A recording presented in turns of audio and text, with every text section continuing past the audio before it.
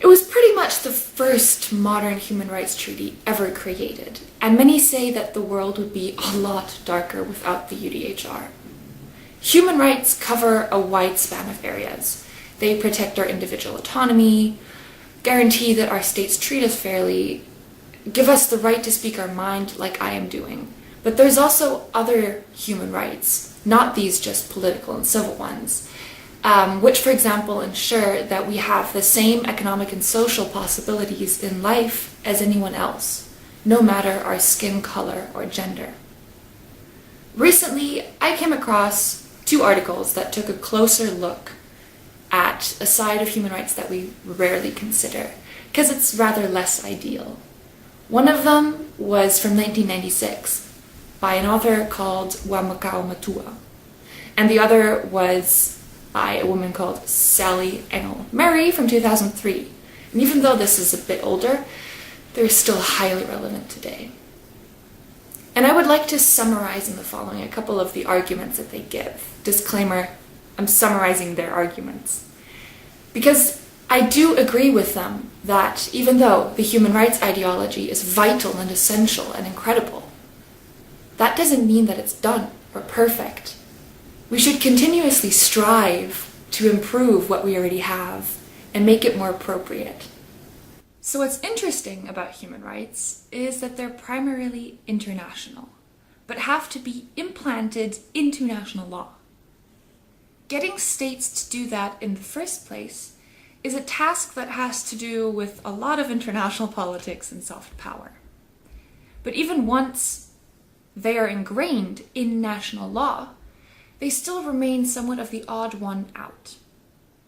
So most theories say that something along the lines of that national law is generally made to mirror the way in which society wants to live, you know?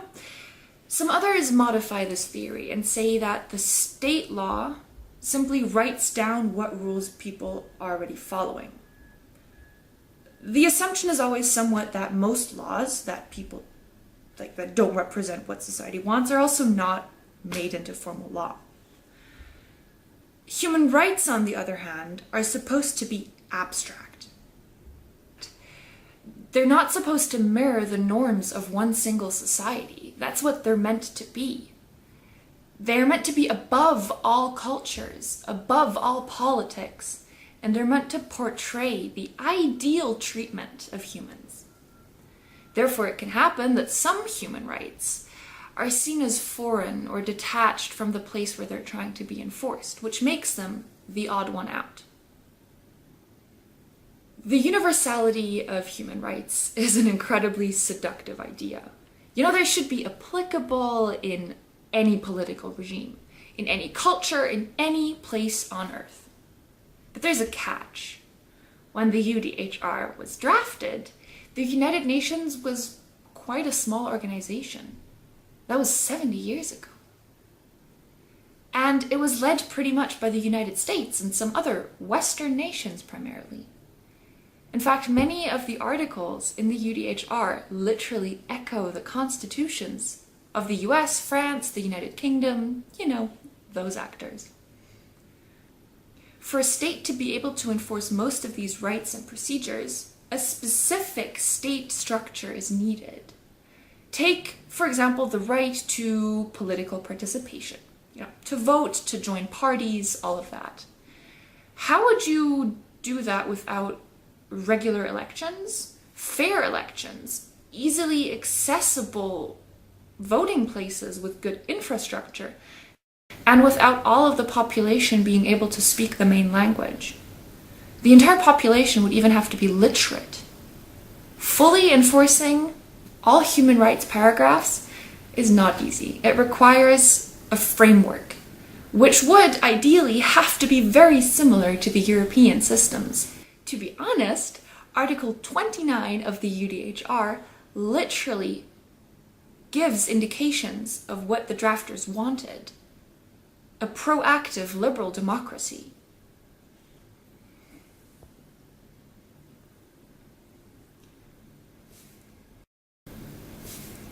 Most NGOs that are trying to enforce human rights are pretty strict. And yes, call me a hypocrite too, because I'm one of them. We make lists of all the human rights violations that states have committed, and then we tell them to fix it. And even though we don't say it, the way to go would be to completely overturn their state structure and become a democracy. And because that is a difficult process, maybe we should just replace their bad government with ours altogether. What is happening is ideological imperialism all over again. Of course, it is done in the name of goodness, and I would never say that the ideology of human rights is a bad thing. Human rights are necessary and beautiful and urgent. But the way we are trying to enforce them is by forgetting to have dialogue. It is by forgetting that there is not one way to do something. It is talking about having to save other people from their own bad cultures. And this reminds me, and both of the authors that I am quoting, a lot of colonialist rhetoric. I would like to spend some time on the arguments about why thinking that culture is bad is, well, bad too. People I know agree that, for example, polygamy, so marrying multiple partners, is undesirable.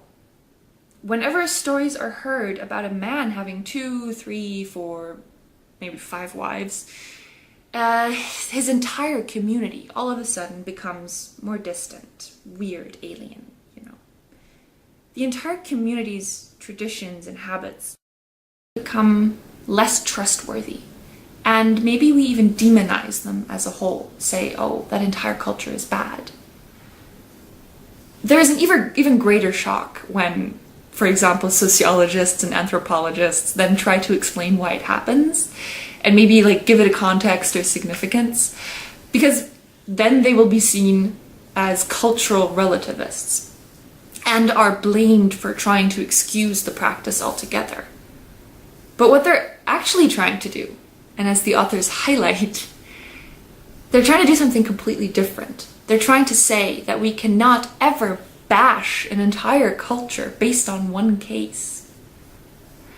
Yes, it's difficult, maybe even impossible, to find a proper definition for culture, but culture is not static. Definitely not. Norms and traditions have different applications in different contexts, even if it's the same practice.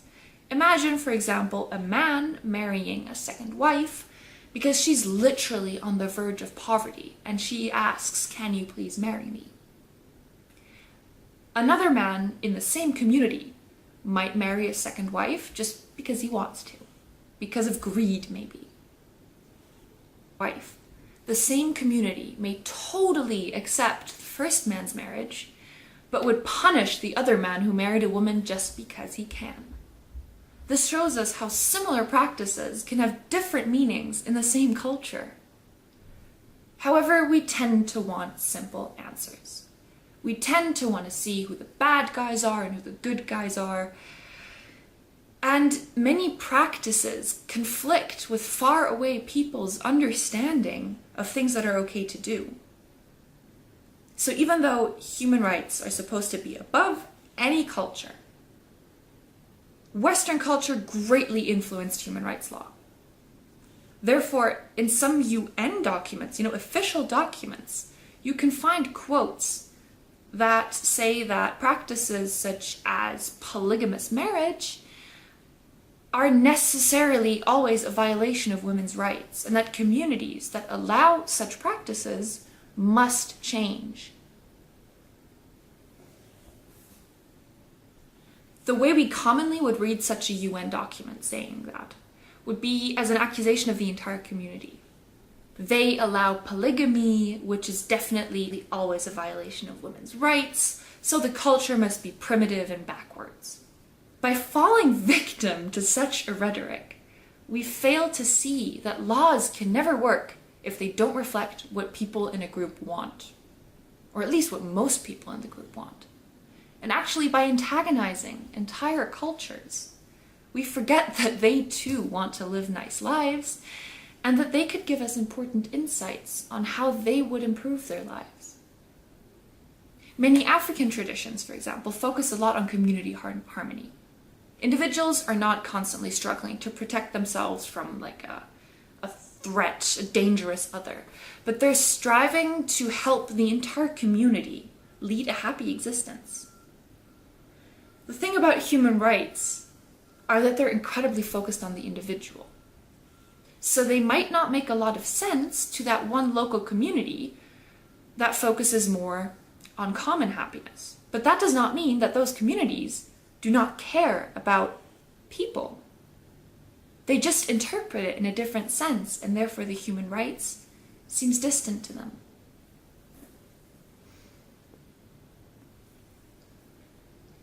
Makau Mutua's article concluded with the realization that the forceful rejection of dialogue leads to the inevitable conclusion that there is a hierarchy of cultures.